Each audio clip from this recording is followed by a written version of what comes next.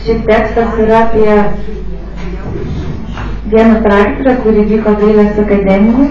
Salos vadinasi tas dalykas praktika. Ir aš nežinau, ar, kaip sakant, instituto laikais būdavo tokios linksmybės, bet akademijos laikais tai visokių dalykų. Ir aš norėjau įžangėlę papasakoti šitą tekstą.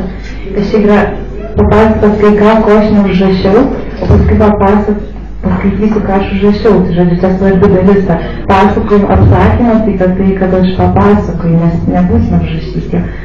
Žodžiu, aš eidavau tapyti, atsikeldavau, vos spėdavau ten daiktus susirinkti, neįvargydavau nieko, eidavau tapyti.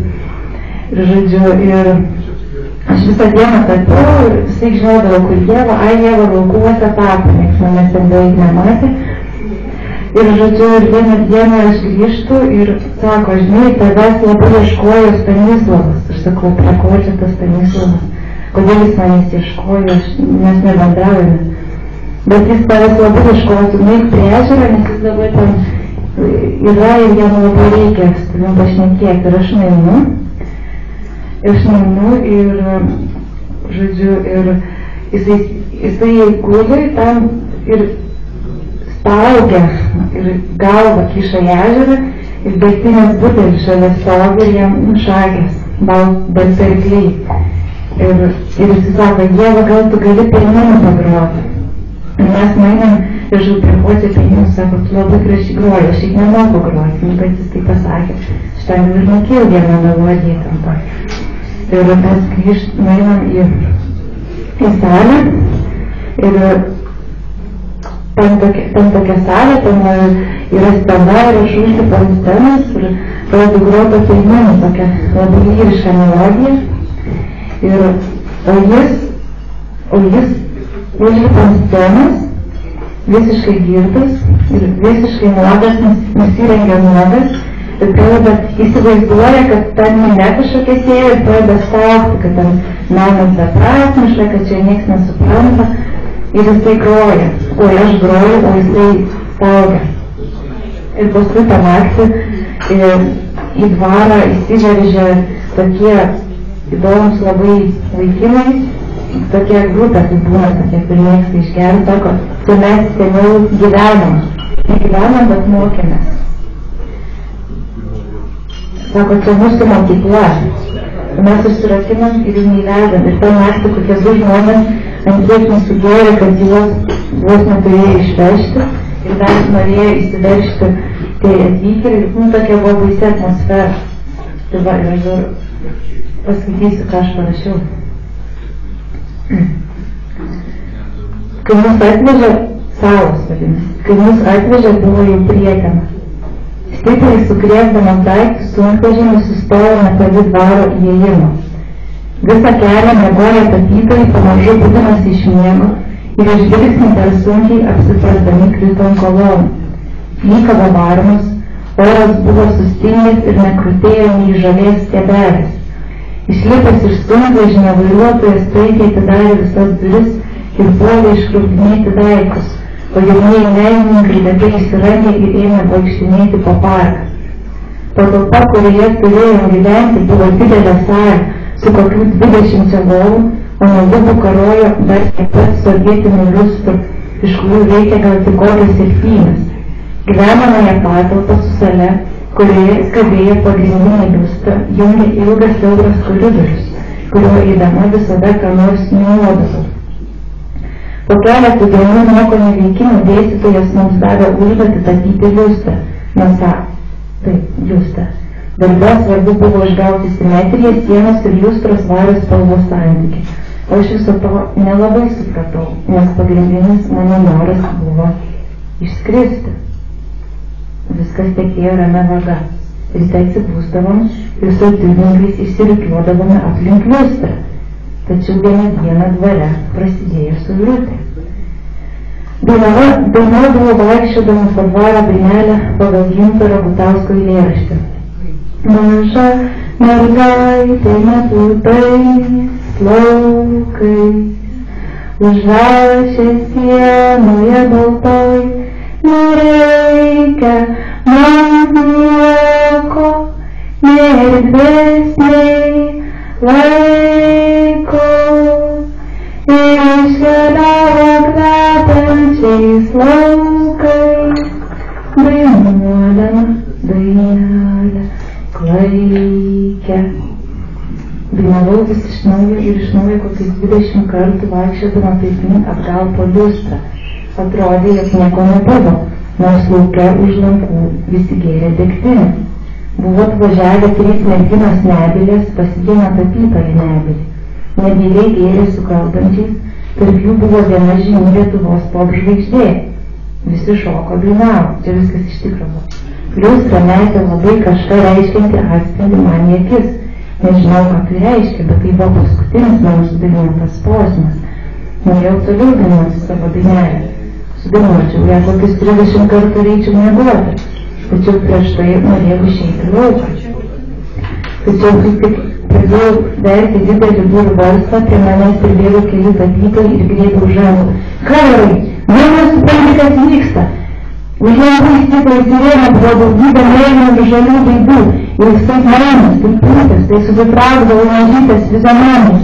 Iš pradžių labai išsigandau, bet po to pradėjau kvatotis. Išgirdau daužą į duris, pasirodė jau persupę visą dvarą, žalia panika, visi laiptai kaip paklaikę rėkė iš baimės. Tapytojai liepė manęs miegoti, tačiau aš nenorėjau, dainuoti irgi nenorėjau. Galiausiai nusipirko žvaigždė iš lauką ir liepė visiems susimažinti. Jo šauks nesklydo visatos begalybėje. Visi broliai ėmė ir išėjo, viskas jie tapo ramu, ėjo miegoti. Kitą dieną grįžo dvaro prižiūrėtojas. Dvare buvo užsakytas kažkieno gimtadienis 60-metis. Mes pasakėme, kas vyko naktį ir įtikinėjom, kad tai būtų nutraukta, nes gali būti, kad yra koks nors pavojus dvaras. Tačiau dvarininkas neklausė. Jo vardas Steponas. Įdienojus pradėjo rinkti stepas, šveisti dvarą, serviruoti milžiniškus stalus. Kažkuris iš tapytojų dar norėjo patapyti liustrą. Pasitėkė celofaną, tačiau jį pernelyg trikdė servizos ginčijimas ir išvis tapytojai buvo kiek nepatenkinti dėl tokių dažnų puotų dvare, kas trukdė jiems tapyti liustrą. Vakare pradėjo rinktis giminė, taipogi buvo iškabintas stendas su Stasio, kurio gimtadienis švenčiamas nuotraukom.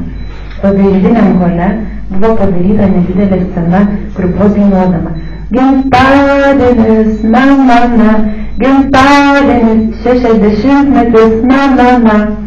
Norėjau paskizuoti liustrą esančią salėje, kurioje visi potavo. Įėjau ir pradėjau piešti, žmonės keistai žiūro, bet nelabai kreipė dėmesį.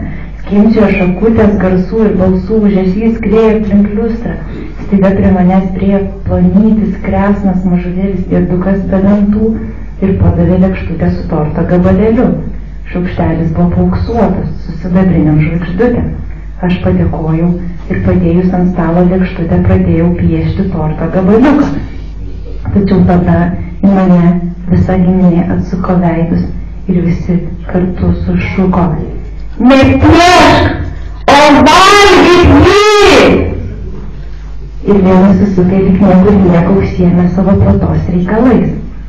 Aš paėmiau iš lėkštutę ir šaukštuką ir pradėjau valgyti tortą. Ir pusėjus tai daryti supratau, kad atsikandau kažką be galo keistą ir įspjojau tai atgal į lėkštutę. Tai buvo miniatiūrinis žaislinis torto, kurį valgiau modelis. Paėmiau jį ir įsidėjau kišenę. Baigus valgyti tortą išėjau ir iškart ėjau miegoti, nes įspūdžių buvo jau per daug. Kitą dieną, kai po daug dalyvių išvažiavo, nuėjau žiūrėti į liustrą. Žiūrėjau gal valandą, kol supratau, ir prie jos reikia pritvirtinti miniatiūrinį torto modelį. Atsinešiau kopėčias ir pritvirtinau. Ta akimirką liustra metė dar vieną atspindį ir aš supratau, kad jau laikas. Dienos slinko. Tapytojai tapė liustrą. Aš irgi tapiau, tik tapau labai akyla, negalėjau praleisti nei vieno aplink esančio judesio. Atėjo žiema, snigo.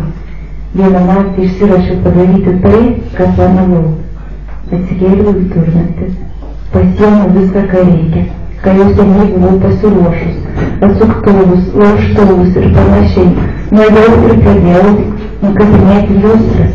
Tai truko gal 2 valandas ir man pavyko. Šiaip ne taip nutempiau ją į lauką. Buvo pūga, rankos baisiai šalo ir turkinėjo. Nutempiau liustrą į laukus. Dabar tai jau skrieisiu.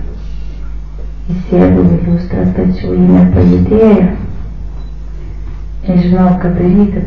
Labai išalau, mane mirsiu.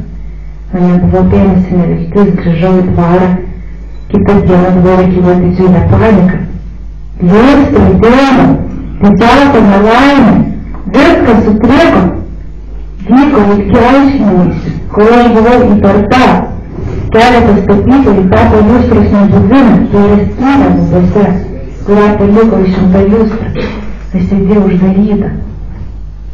Ta naktį man iškvietė oro balioną. Aš įsėdau ir pakilau. Tolumoj balavo dvaras. Skridau keletą dienų, pamačiau vietą, kurioje norėjau nusileisti. Ten buvo kažkoks dvaras, daugybė kluonų. Užėjusi vieną iš jų pamačiau sąsiuvinį visą pripieštą vienos ir tos pačios liustros. Po kiekvienu buvo užrašyta Dieva, tai yra mano vardas. Tada atėjo dvaro savininkas ir paklausė, ką norėčiau užsakyti gimtadienį ar kokią kitą puotą. Sakiau, kad ne. Ir paklausiau, ar jūsų dvare yra liustra. Jis pasakė, kad kadaise buvo, bet kartą viena tapytoja ją nusiėmė ir skrido su ją, nes ji iš tikro buvusi raketa. Pamaniau, kad viskas jau kiek per keista. Norėjusi pabusti tarsi iš sapnų, bet aš nesapnavau. Pradėjau bėgti link baliono ir pamačiau, kad jo nebėra.